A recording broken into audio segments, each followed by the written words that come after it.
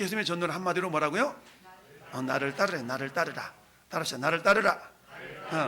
예수님의 전도는 나를 따르라 했어요. 그러면서 오늘 따르라, 나를 따르라 라는 이런 말씀하셨는데, 따르다라는 이 말씀은 한마디로 말하면은 이게 어떤 의미가 담겨져 있냐면 저 두 가지 의미가 담겨져 있는데, 첫 번째는 따르자, 제자로 따라오라. 요 원어는 아콜루데오라는 단어인데요, 이 단어는 제자로 따라오라라는 그런 의미가 담겨져 있어요. 제자로 따라오라. 그러니까 예수님이 나를 따르라고 하잖아요. 따르라라는 그런 의미 속에서는 그냥 무작정 따라오라는 얘기가 아니라 제자로 따라오라는 얘기. 제자로 따라오라. 제자로 따라오라. 그러니까 빌립을 향해서 너 내 제자로 따라와 라고 지금 주님이 말씀하고 있는 거죠. 그렇다 그러면 빌립은 주님의 12제자 가운데 한 사람이 됐잖아요. 나중에 보면 12제자 가운데 한 사람인데, 이 빌립을 향해서 예수님이 나를 따르라 라고 말씀하고 있습니다. 그랬더니 빌립이 즉각적으로 따르는 것뿐만 아니라 예수를 만난 이후에 곧바로 누구를, 자기 나다네엘을 전도하는 모습을 보여주고 있습니다. 그러면 예수께서 빌립을 향해서 나를 따르라 라고 말씀하셨을 때 첫 번째는 뭐라고요? 제자로 따라오라 라는 얘기다. 제자로 따라오라. 제자로 따라오라. 그러면 제자로 따라오기 위해서는 어떻게 해야 되느냐? 마태복음 8장에 보면은 이런 말씀이 있어요. 제자 중에 한 사람이 이르되 주여 내가 먼저 가서 내 아버지를 장사하게 허락하옵소서. 그리고는 예수께서 이르시되 그랬더니 죽은 자들이 그들의 죽은 자들을 장사하게 하고 너는 나를 따르라. 너는 나를 따라. 이렇게 말씀하셨거든요. 그때에 마태복음 8장에 제자 중에 한 사람, 이 사람이 누구냐? 빌립이라고 대부분 학자들이 얘기를 해요. 그러니까 빌립은 어떤 사람이냐면 굉장히 이성적인 사람이었고 인간적인 그런 사람이었어요. 그러니까 지금 빌립이 어떤 상황이었냐면 아버지가 돌아가신 상황이었던 것 같아요. 그러면 어떻게 해요? 아버지 장사 지내는 건 당연한 거 아니겠어요? 그럼에도 불구하고 제자의 삶을 살아가려고 그러는데 예수님이 빌립한테 뭐라고 해요? 죽은 사람은 죽은 자들이 장사하게 하고 너는 나를 따르라 라고 이렇게 얘기했어요. 야, 그러면 이게 굉장히 인간적으로 보면은 어찌 보면은 사랑이 없는 것 같은 그런 모습이잖아요.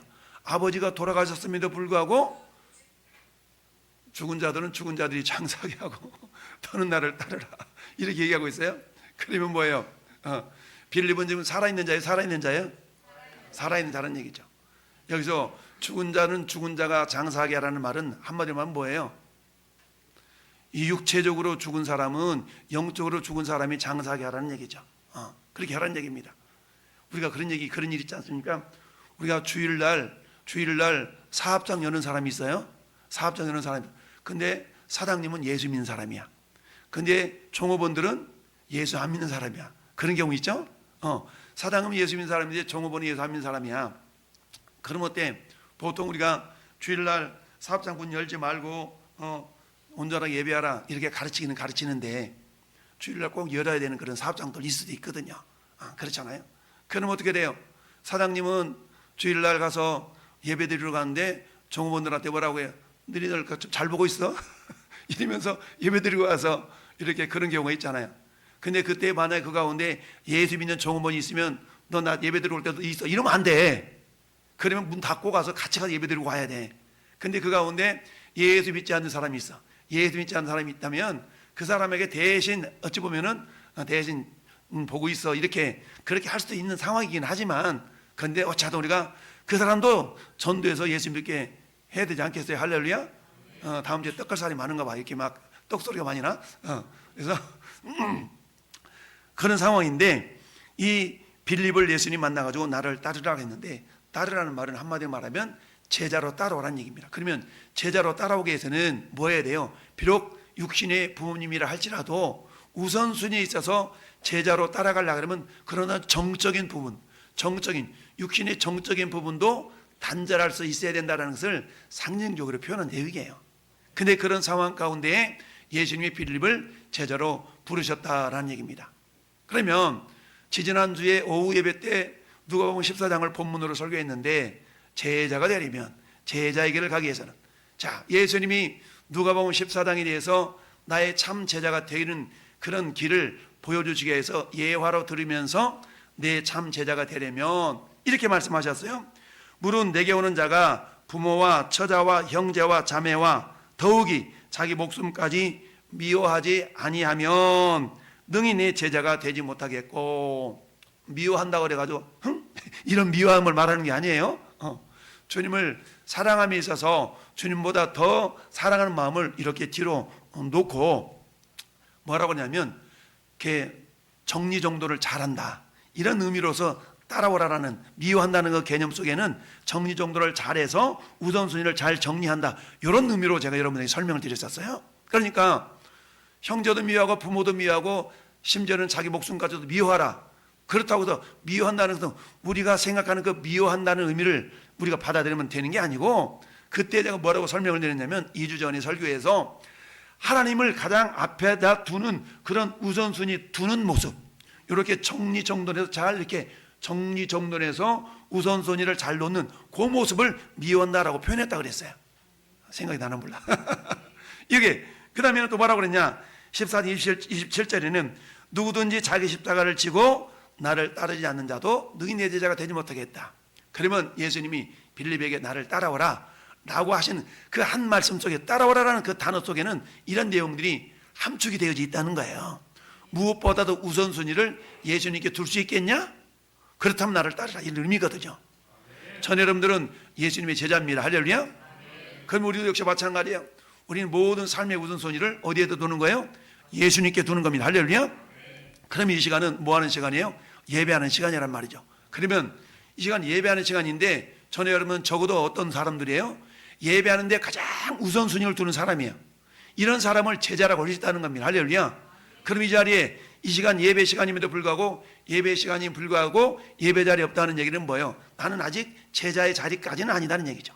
그러면 여러분, 제자는 어디에서 제자가 됐냐? 많은 무리 가운데서 제자를 선택했어요. 여러분, 많은 무리 가운데 제자를 선택했단 말이죠. 그럼 저와 여러분들은 많은 무리 가운데서 제자로 선택된 사람들인 줄 믿습니다.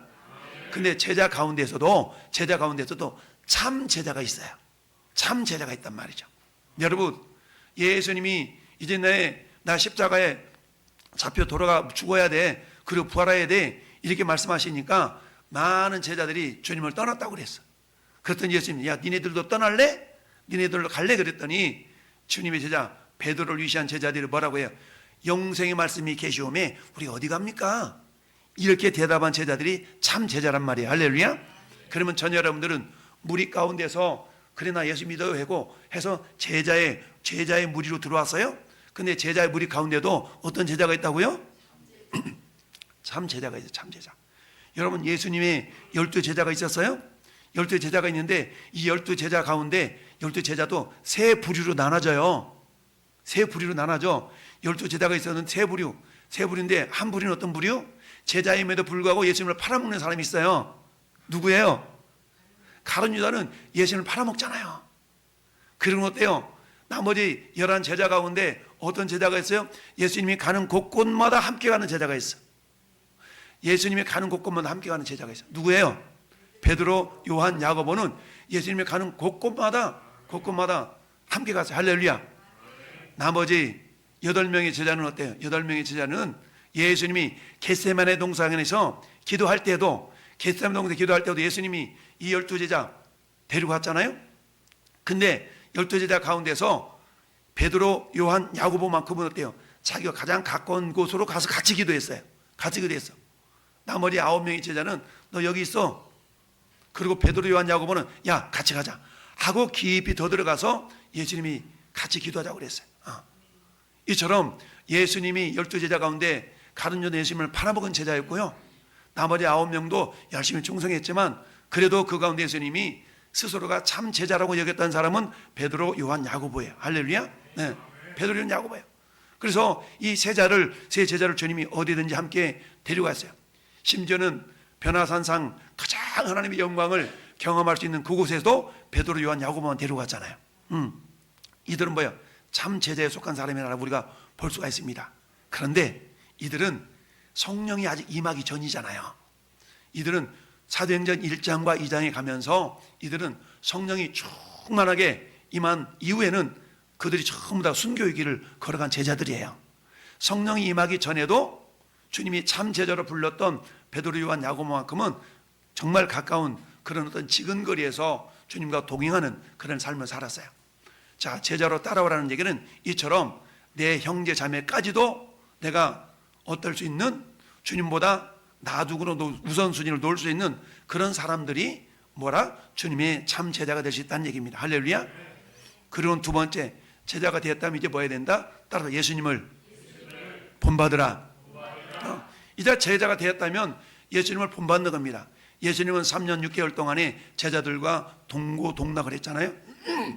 그러면서 내가 어떻게 너희들을 섬겼는지 너희도 세상을 섬겨라, 이렇게 주님이 모범을 보이셨죠. 마태복음 23장 2절 3절을 보니까 예수님이 이렇게 말씀하세요. 서기관과 바리새인들이 모세의 자리에 앉았어요. 그러니까 서기관과 바리새인들은 예수님이 뭐라고 말씀하시면 외식하는 자들, 외식하는 자들이라고 책망을 하시잖아요. 그러면서 그들이 모세의 자리란 말은 존경받는 자리라는 얘기 표현할 수 있는데, 그러면서 그러므로 무엇이든지 그들이 말하는 바는 행하고 지키되 그들이 하는 행위는 본받지 말라. 그들은 말만 하고 행하지 아니한다. 오늘날 정치인들 가운데 말 잘하는 사람들 많아요. 그렇잖아요. 말 잘하는 사람들 많아. 근데 말만 잘하는 사람들 많죠. 정치인 가운데 말은 잘하는데 어때요? 까보니까 아주 구린내 나는 그런 정치인들 많잖아요. 바리새인과 서기관들이 그랬다는 겁니다. 그러면 어때요? 정치인들이 말을 하는데 바르게 잘해. 그러면 너희들은 그 말을 듣고 그 말대로 행해. 예수님 그렇게 말하는 거예요. 근데 저들이 말은 하는데 행동을 그렇게 하지 않잖아. 그러니 행동은 본받지 말어, 이렇게 말하고 있는 겁니다. 이처럼 전 여러분들은 예수님을 본받아야 되는데, 예수님을 본받기 위해서는 로마서 12장 2절에 뭐라고 말씀하고 있냐면, 너희는 세상을 본받지 말아라. 로마서 12장 2절에 너희는 세상을 본받지 말고 마음을 새롭게 함으로 변화를 받아서 하나님의 선하시고 온전하시고 기뻐하시는 뜻이 무엇인가를 너희가 분별하도록 해라. 우리 세상을 본받지 말라는 얘기입니다. 우리가 본받아야 될 분은 누구라고요? 예수님을 본받아야 된다는 얘기입니다. 할렐루야. 그럼 예수님을 본받기 위해서는 에베소서 5장 펴보세요. 이건 찾아봐야 돼요. 에베소서 5장에 사도 바울이 에베소 5장 1절 2절에 이렇게 얘기했어요. 에베소 5장 1절이다. 시작. 합독합시다. 시작. 그러므로 사랑을 받는 자녀같이 너희는 하나님을 본받는 자가 되고 그리스도께서 너희를 사랑하신 것 같이 너희도 사랑 가운데 행하라. 그는 우리를 위하여 자신을 버리사 향기로운 제물과 희생 제물로 하나님께 드리셨느니라. 아멘. 여러분 5장 2절에 에베소서 5장 2절은 우리에게 두 가지를 교훈하고 있어요. 첫 번째, 우리가 예수님을 배우는데 뭘 배우라는 얘기예요? 예수님의 사랑을 배우라는 얘기입니다. 따라서 예수님의 사랑을 본받으라. 예수님의 사랑을 본받으라는 얘기입니다. 그러면 예수님의 사랑 가운데 최고의 사랑은 뭐예요? 당신의 몸을 들이시는 거잖아요. 최고의 사랑. 그래서 사랑은 따라서 사랑은 주는 것이다. 그렇습니다. 사랑을 본받아야 되는데 그 사랑은 어떤 사랑? 주는 사랑이라는 얘기입니다. 그럼 우리가 구원대의 초청죄를 통하여서 그 한 영혼을 우리가 주님께로 인도해야 되는데, 우리는 두 가지만 하면 돼요. 주님이 사랑하셨던 것 같이 우리도 서로 사랑 가운데 행하라고 그랬잖아요. 할렐루야. 사랑 가운데 행하라는 얘기입니다. 그러면 사랑은 뭐라고요? 주는 거예요. 주는 거. 사랑은 주는 겁니다. 그러니까 내가 저 사람을 전도해서 뭔가 나의 이익을 추구해야지, 이런 게 아니고, 정치인들은 뭡니까? 요즘 다음 주 화요일까지는, 오늘이죠, 내일 모레까지는 이 정치인 후보로 나온 사람들이 허리 90도로 부러져라 하면서 이렇게 일을 인사하잖아요. 평택역 가보면 날마다 1번 찍어주세요, 2번 찍으세요, 8번 찍어주세요, 또 6번 찍어주세요, 또 15번 찍어주세요. 지난주에 제가 만났던 사람, 선거운동하는 사람이 5종류가 나왔더라고. 1번, 2번, 8번, 6번, 15번. 15번이 아무튼 뭐 이렇게 공중부양하는 사람이 이게 그런 사람도 있더라고. 그러면서 아주 막 저기 하던데 애들은 막 굽히잖아요. 근데 그게 딱 일단 당선이 되고 나면 허리에다 깁스를 해가지고 결코 안 굽히죠. 그러니까 그들의 말은 우리가 인정하고 그렇지만 행동은 본받지 말라는 얘기입니다. 대신 우린 예수님을 본받으면 돼요. 할렐루야. 예수님을 본받으려고 그러면 우리 마음이 새롭게 돼야 돼. 우리 마음이 새로워져야 됩니다. 할렐루야. 새로워지기 위해서는 어때요? 우리 예수님의 보혈을 철저하게 옛것은 벗어버리고 새 사람 입은 자들이 되었습니다. 그러니까 어때요? 우리는 주님을 본받았는데 두 가지를 본받으라고 오늘 에베소 5장 1절 2절은 말씀하고 있습니다. 그것은 사랑을 본받는 것인데 사랑의 핵심은 뭐냐? 주는 겁니다. 할렐루야. 주는 거예요. 그런 것처럼 전 여러분들도 주님의 사랑을 본받을 수 있기를 바라요. 세 번째, 이처럼 우리 주님이 우리를 부르셨을 때, 이 빌립을 부르셨을 때 빌립은 어땠다? 즉각적으로 순종했다는 얘기입니다. 할렐루야. 따라합시다. 즉각적으로 순종했다. 여러분 마태복음 4장에는 예수님이 4명의 제자들을 부르시는 장면이 나와요. 근데 그들은 어부들이었는데 그들이 어떻게 했냐?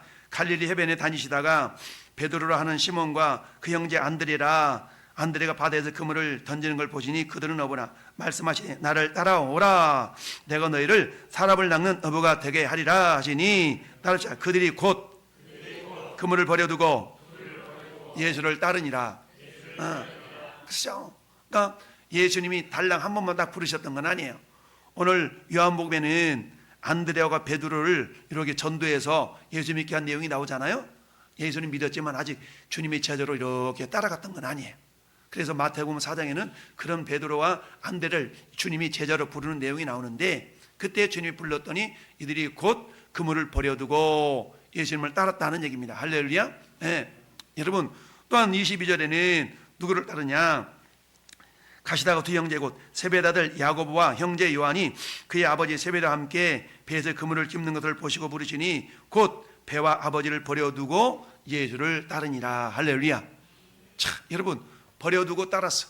근데 여러분 버려두고 따를 수 있는데 우리 열왕기상 19장에 보면은 엘리야가 제자 엘리사를 부르는 장면이 나와요. 자, 그런데 그때에 엘리사가 뭐 하고 있었냐면 쟁기질하고 있어요. 쟁기질하고 있었어요. 쟁기질하고 있는 엘리사를 불렀어요. 그랬을 때 엘리사가 어떻게 반응했나? 이렇게 반응을 했습니다. 엘리사가 그를 떠나 돌아가서 한 겨릿소를 가져다가 잡고 소의 기구를 불살라 그 고기를 삶아 백성들에 주어 먹게 하고 일어나 엘리야를 따르며 수종 들었더라. 여러분 베드로, 요한, 야고보 이들과 지금 엘리사가 스승 엘리야를 따르는 모습과 차이점을 혹시 느껴지나요? 어떤 차이점이 있는 것 같아요? 베드로와 요한도 예수님을 따라갔어요? 엘리사도 스승인 엘리야를 따라갔어요? 똑같이 따라갔어. 근데 차이점이 있다면 베드로와 요한, 이 야고보는 배, 그물을 그대로 두고 갔잖아요. 그대로 두고 갔어. 그렇지만 엘리사는 어떻게 갔어요? 자기 쟁기질하고 있는 소를 잡았어. 소를 잡으면 쟁기질 할 수 있어요, 없어요? 다른 소라도 데려다가 쟁기질 할 수 있죠? 그랬더니 이제는 어때요? 쟁기를 부셔가지고 땔감 삼아가지고 소를 잡아서 그걸 삶아서 백성들한테 주고 엘리야를 따랐다는 얘기는 뭐겠어요? 뒤돌아서지 않겠다는 얘기입니다. 뒤돌아서지 않겠다는, 빠꾸하지 않겠다는 얘기입니다. 우리 예수 믿다가 이러면 안 되겠어. 나 좀 한 2년 정도 쉬다가 예수 믿을게요. 그러지 않는다는 겁니다. 나 좀 이렇게 하다가 그때 예배당 나올게요. 그런 법이 없는 겁니다. 할렐루야. 한번 예수 믿으면 놀리고, 할렐루야. 일본말로 빠꾸하지 않는 인생. 할렐루야. 저는 여러분들은 오직 천진만 있어야 됩니다. 신앙에는 천진만 있어야 되지 빠꾸하면 안 돼. 할렐루야. 네. 베드로, 요한이 예수님이 십자가에 죽으시고 부활해서 하늘 올라가 버리니까 어땠어요? 예수님이 저기 하니까 베드로 나 다시 고기 잡으러 갈 거야 하고 버려뒀던 그물질을 다시 하러 가잖아요. 근데 우리도 역시 어때요? 우리도 여차하면 뭔가 좀 옛날 일 하려고 꼽을 쳐두는 어떤 그런 것이 있으면 안 된다는 겁니다. 주님을 섬기기 위해서는, 온전하게 섬기기 위해서는 어때요? 세상과 딱 단절할 수 있어야 된다는 얘기입니다. 할렐루야. 그렇게 해서 엘리사는 어때요? 자기 챙기며 이 기부들을 불태워가지고 자기가 모는 소를 잡아서 백성들한테 나눠주고, 백성들한테 나눠줬다는 얘기는 뭐예요? 나 이제 하나님의 제자야, 나 엘리야 선생님 따라갈 사람이야, 너희들 봤지? 너희들 증인이야, 알았지? 이러고 따라갔다는 얘기입니다. 만약 이 사람이 믿음이 흐려지면 너 옛날에 따라간다고 소도 잡았잖아, 쟁기도 태웠잖아, 근데 다시 바꾸려고 그래? 다시 되돌아서려고 그래? 스스로가 뭐예요? 스스로가 사람들로 하여금 내가 되돌아서지 않겠다는 것을 확증하는 그런 증거물로 이렇게 세웠던 걸 보게 됩니다. 저는 여러분도 역시 마찬가지죠. 우리 예수 믿고 내가 집사로서, 권사로, 장로로서, 목사로서 하나님 이렇게 내가 주님을 섬기겠나이다 라고 여러분이 결단했다면 그 결단을 되돌리지 않을 수 있는 어떤 안전장치 하나씩을 탁 만들어 놓고, 누군가 뭐라 그러거들랑 맞아 내가 그랬지 라고 스스로가 채찍질하면서 앞으로 나아가는 믿음의 사람들이 될 수 있기를 바랍니다. 시편 119편 60절에 주의 계명들을 지키기에 신속히 하고 지체하지 아니하였나이다. 할렐루야. 여러분, 순종은 빨리 하는 게 좋습니다. 따라, 순종은 신속히 하자. 그렇습니다. 순종이라는 것은 목사님 좀 기도해 보고요, 물론 기도해 보고 할 수도 있겠지만 그게 복이 되는 것을 여러분에게 권면하면 알았습니다 하고 순종하는 것이 복이 됩니다. 할렐루야. 그래서 순종은, 즉각적인 순종이 결국 나에게 복이 될 수가 있다. 적극적으로 순종에 내가 손해가 났다? 그건 하나님이 책임져 주십니다. 할렐루야. 그 다음에 우리 빌립의 전도를 봅시다. 빌립은 어떻게 전도했다고요? 따라합시다. 와서 보라. 빌립은 와서 보라고 전도했어요. 빌립이 만난 예수님을 소개했죠. 빌립이 나다넬이 갔어요. 빌립이 나다넬 찾아갔는데, 나다넬은 빌립이 아는 사람이에요? 아는 사람이에요? 잘 아는 사람이에요. 여러분이처럼 우리가 전도는요, 생판 모르는 사람 데려다가 전도 절대 할 수 없습니다. 여러분들이 생판 모르는 사람이라 할지라도 관계를 맺어서 알아가는 가운데 그 사람에게 복음을 전했을 때 그 사람이 주님 앞으로 나오는 겁니다. 그래서 우리는 뭐예요? 전도라는 거는요, 관계를 만들어가는 겁니다. 생판 모르는 사람들. 근데 우리는 예수 믿다 보면, 신앙생활 몇 년 하다 보면 내 주변에는 주로 믿는 사람들밖에 없어. 내가 관계하고 있는 사람들은 주로 믿는 사람들이야. 그러다 보니까 전도 명단 적어내라고 못 적어내. 왜? 내 주변에 믿는 사람밖에 없거든. 근데 여러분들은 어떤 사람들이 돼야 되냐? 믿는 사람들하고만 얘기하면 안 돼요. 믿는 사람들하고만 교제하면은 예수 안 믿는 사람은 어떻게 전도를 하냐고. 여러분들은 그래서 직장을 구할 때도, 어떤 비즈니스를 할 때도 어떻게 하면 예수 안 믿는 사람을 만날 수 있을까라는 그런 일거리를 찾는 것도 굉장히 중요합니다. 할렐루야. 그래서 다양한 사람들을 만날 수 있는 그런 직장을 갖는 것도 괜찮아요. 그래서 우리 여자 같은 경우는 뭐 네일 아트, 미용실, 뭐 우리 정아 집사처럼 눈썹 붙이고 뭐 문신해주고 이런 거 굉장히 좋아. 이거 얼마나 사람들 많이 만나. 사람들 만나서 여러분 스킨십이 일어나잖아. 스킨십이 일어나. 손잡고 네일 아트, 머리 깎아줘, 머리 만져줘. 이 전부 다 이게 터치가 일어나잖아요. 이러면 어때? 마음이 오픈이 되거든. 그러면 어때요? 생판 모르는 사람들도 몇 번 딱 만나면 아는 사람이 된다고. 그러면 그게 관계를 통해서 관계가 설정이 되어지고 그 사람들에게 주님을 전할 수 있어야 된다는 얘기죠. 처음부터 우리가 알지도 못한 사람한테 가서 자 우리 교회 갑시다. 그런다 해서 올 수 없잖아요. 그래서 빌립은 처음으로 만난 예수님에 대해서, 예수님을 만나고 나서 예수님이 메시아라는 걸 알았어요. 어떻게 알았어요? 보니까 45절에 보니까 빌립이 나다넬을 찾아 이르되 모세가 율법에 기록하였고 여러 선지자가 기록한 그 일을 우리가 만났으니. 여러분, 빌립은 적어도 구약 성경에 대해서 해박한 지식을 가지고 있었던 사람이에요. 여러분, 우리가 전도를 하려고 그러면 성경적인 지식을 어느 정도 알아야 돼. 그래서 우리 예수는 덮어놓고 믿지 말고 배우고 익히고 알아서 전하자. 그래서 무슨 성도 되면 안 된다고 그랬어요? 무슨 성도 되면 안 돼? 뚝딱 성도 되면 안 된다고 그랬어요? 뚝딱 성도. 물론 요즘 우리 뭐 성경책이 하도 많아가지고 예배당에 다 하나씩 놓고 다니는 사람도 있고 그렇긴 하지만 근데 성경책은 똑같아야 돼. 여러분들이 읽는 성경책이 똑같아야 여기 예배당에 두고 다닌다 할지라도 우리 뭐 어르신들이야 무거워가지고 다니기가 힘들어서 주방에다 놓다가 가지고 와서 하는데 자칫 잘못 이게 뚝딱 성도가 되면 안 돼요. 툭탁 먼지만 털고 이렇게 쳐다보는 성도 되면 안 돼. 그래서 여러분들이 말씀을 자주 읽고, 요즘 여러분이 성경 읽기 잘하잖아요. 성경을 읽고 배우고, 그래서 배우는데도 열심을 품어야 되고, 할렐루야. 그래야 된다는 얘기입니다.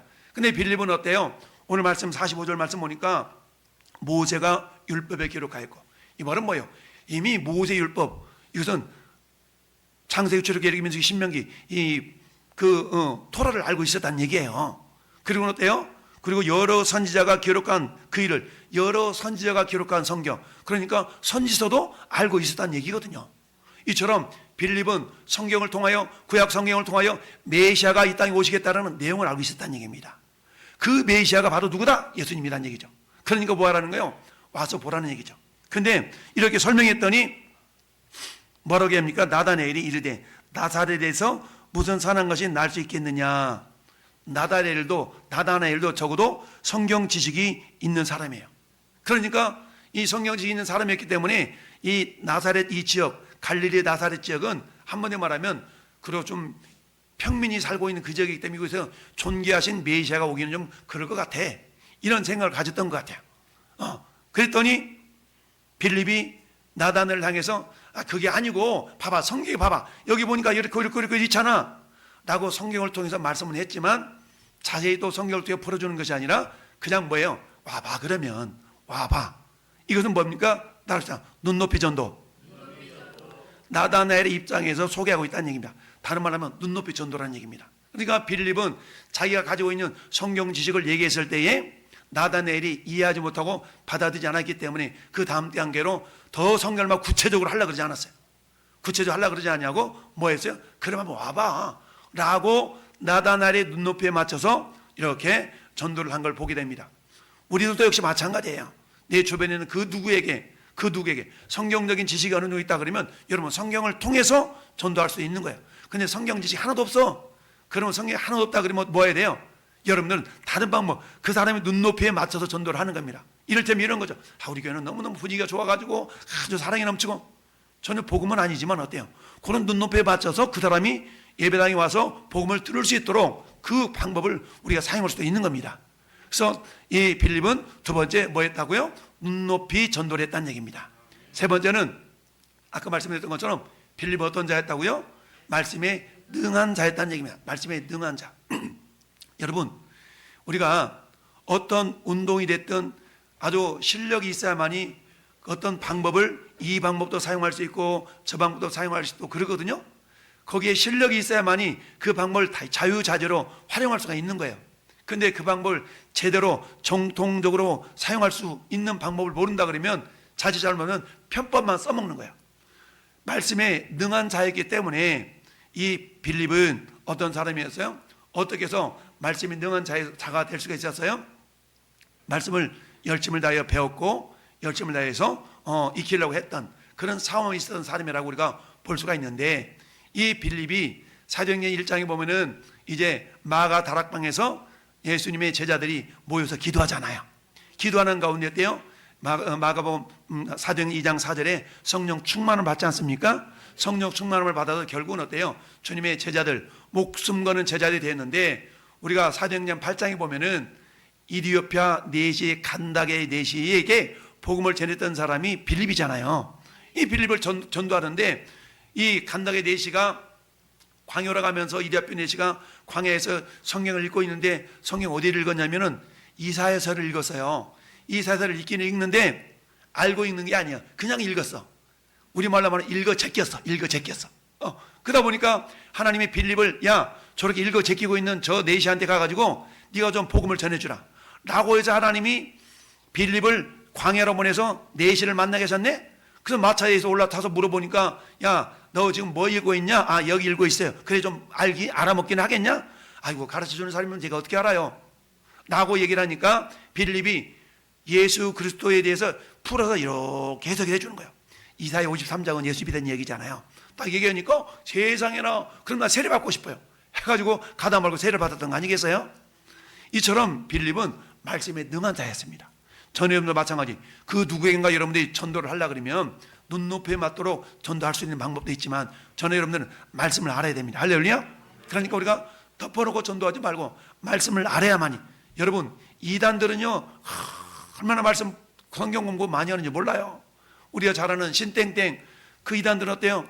일주일에 4번씩 불러가지고 막 1년 코스 2년 코스를 해서 막 뺑뺑이 돌리잖아요. 월화 목금 4번씩요 하루에 4시간, 5시간씩 불러다가 다 성경 공부 시키잖아요. 거짓 것을 가지고도 그렇게 열심을 품어서 하는데 우리는 어때요? 일주일에 한 번 주일날 일찍 와서 좀 성경 공부합시다. 그래도 잘 안 오잖아. 그러면 어떻게 돼요? 마귀가 여러분의 믿음을 도적질해가. 그러니까 우리는 어때요? 그렇다면 우리는 저와 여러분들의 전도는 어떻게 될 것인가? 따라합시다. 함께 가자. 예수님은 어떻게 했다고요? 나를 따르라. 빌립은 와서 보라. 우리는 어떻게 된다고요? 함께 가자라고 전도할 수 된다는 얘기죠. 그러면 함께 가자는 얘기는 뭡니까? 나는 예수 믿었으니까 나는 천국 가. 저 인간은 저 인간은 저 가든지 말든지 내버려 둬. 이러면 안 된다는 얘기죠. 어떻게 된다고요? 우리 함께, 나와 함께 다 합시다. 함께 가자. 함께 가자. 여러분, 내가 만난 예수님을 소개해야 돼요. 여러분, 여러분이 경험한 예수님은 사람마다 다 달라요. 나는 이런 모습으로 예수님을 경험했고 저 사람은 저런 모습으로 예수님을 경험했고, 하나님은 무한하시기 때문에 여러분이 하나님을 경험하는 방법은 다 다양하고요, 경험하는 분량은 다 달라요.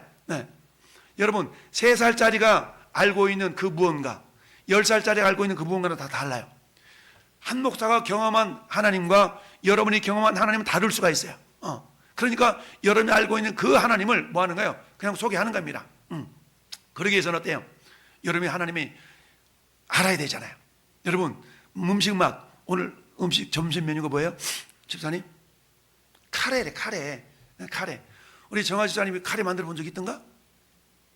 해봤나? 기억이 별로 안 나. 우리 사모님은 카레 만들어가지고 그럼 오늘 카레 한번 먹어보자고. 그럼 카레를 먹었어. 그럼 맛을 여러분 느껴요?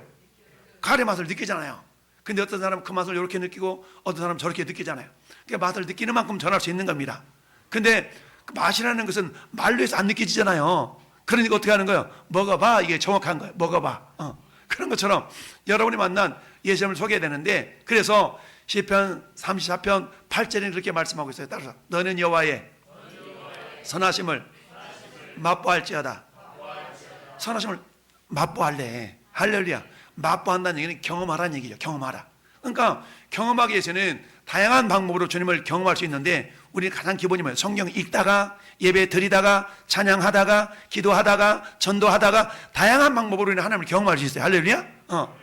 그 하나님, 여러분이 하나님을 경험한 만큼만 여러분 전하면 되는 겁니다. 그래서 예레미야 29장 13절 말씀은 예레미야 선지자가 눈물의 선지자잖아요. 눈물의 선지자. 하나님이 예레미야를 선지자로 불렀고 이렇게 복음을 전하도록 했는데, 예레미야가 너무 막 어떨 때는 힘들고 어려워가지고 나 그럼 안 전할 거야. 전도 안 할래. 이런 마음을 품었어요. 왜? 막 자기를 구덩이에다 집어넣지 너무 힘들게 하니까 하나님 내 싫어도 안 할래요. 그랬더니 예레미야 29장 13절에 이렇게 말씀하고 있습니다. 너희가 아니네. 온마음이 찾으면이네. 다음 구절인가 보다. 어쨌든 그랬는데 전하지 않으려고 그러면은 내 안에서 하나님이 밀어주시는 그 능력 때문에 내가 전하지 않을 수가 없다. 이렇게 예레미야 선지자는 그렇게 말씀을 전했어요. 그러면서 우리에게 말씀하시기를 따라서 나를 간절히 찾고 찾는 자가 나를 만나리라. 그러니까 주님을 만나서 경험이 되어야 되는데, 경험되기 위해서 우리가 간절히 사모해야 된다는 얘기죠. 간절히 찾고 사모할 때 만날 수가 있다라는 얘기입니다. 할렐루야. 그래서 이사야 44장 3절에도 나는 목마른 자에게 물을 주며 마른 땅에 시내가 흐리게 하며 나의 영을 내 자손에게 나의 복을 내 후손에게 부어주리라. 여러분, 목마른 사람이 우물 찾는다고 하잖아요. 목마른 사람이 우물 찾는다라는 것처럼 우리 하나님은 영적으로 갈급하는 심령들을 우리 하나님께서 만족해 주신다는 얘기입니다. 우리 하나님은 우리에게 복음을 전하는데 혼자가 전하는 것보다 뭐라는 건 따라서 합력으로 전도하라. 합력으로 전도하라는 얘기입니다. 여러분, 고린도전서 6장 보니까 아볼로는 물을 줬고 게바는 심었고 아볼로는 물을 줬고, 즉 물 주는 사람도 있을 수 있고 심는 사람도 있을 수가 있고, 그렇지만 전도 열매는 하나님만이 열매를 주셔요. 할렐루야. 그러니까 우리가 목장별로 뭐 하는 거예요? 함께 합력해서 또는 협력해서 우리가 전도할 수 있어야 된다는 얘기죠. 그러니까 혼자서만 잘 할 수 있을 수도 있겠지만 합력으로 전도하는데, 예수님도 제자들을 보내실 때 홀로 보내지 않으시고 둘씩 전도를 보낸 줄 압니다. 여러분, 합력으로 전도할 때 선한 열매가 맺혀질 줄 믿습니다. 그러니까 사람마다 다 타고난 은사가 다르잖아요. 어떤 사람 말을 잘해, 어떤 사람 말을 못하지만 참 이게 보듬어 주는 걸 잘해. 이런 걸 합력해가지고 선한 열매가 맺혀질 수 있다는 얘기입니다. 그리고 우리는 어때요? 뭐니 해도 뭘로 전도하라? 사랑으로 전도하는 겁니다. 따르자. 사랑으로 전도하라. 사랑으로 전도하는 겁니다.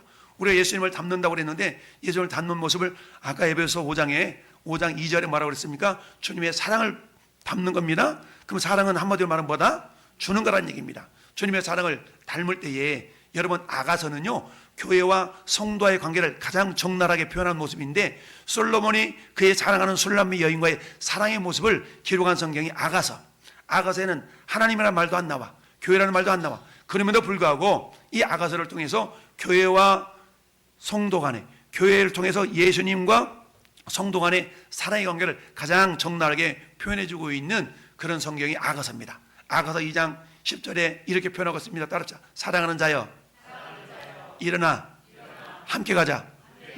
사랑하는 자 일어나 함께 가자는 얘기입니다. 여러분이 사랑하는 그 누군가가 있을 수 있어요. 근데 아직 뭐하고 있어? 홀로 일어설 힘이 없을 수 있단 말이죠. 그럴 때 여러분들이 가서 잡아 손을 이끌어주고 일어나서 함께 가자라고 이야기할 수 있어야 된다는 얘기입니다. 여러분 고린도서 5장 14절 말씀에도 그렇습니다. 그리스도의 사랑이 우리를 강권하시는 도다. 따라합시다. 그리스도의 사랑이 우리를 강권하시는 도다. 그렇습니다. 주님의 사랑이 오늘 우리를 강권하고 있어요. 여러분 안에는 예수님이 계셔요. 근데 그분은 사랑으로 구하시는 분이에요. 우리 안에 사랑을 부어주셨어요. 그 사랑은 우리로 하여금 뭐하게 하십니까? 지금도 2초에 한 명씩 지옥으로 떨어진다라고 어떤 신학자가 통계를 냈더라고요. 2초 한 명씩 지옥으로 떨어져 간대. 여러분 아는 사람이 지옥으로 떨어져 있어야 되겠습니까? 오늘도 하나님은 전 여러분을 통하여서 때를 얻든지 못 얻든지 오늘 주보에 있는 말씀 한번 읽어봅시다. 디모데후서 4장 2절 시작. 너는 말씀을 전파하라. 때를 얻든지 못 얻든지 항상 힘쓰라. 범사의 참음과 가르침으로 경책하며 경계하며 권하라. 아멘. 그렇습니다. 사랑은요 여러분 주는 거야. 최고의 사랑. 전도는 뭐냐? 전도는 첫째 시작. 전도는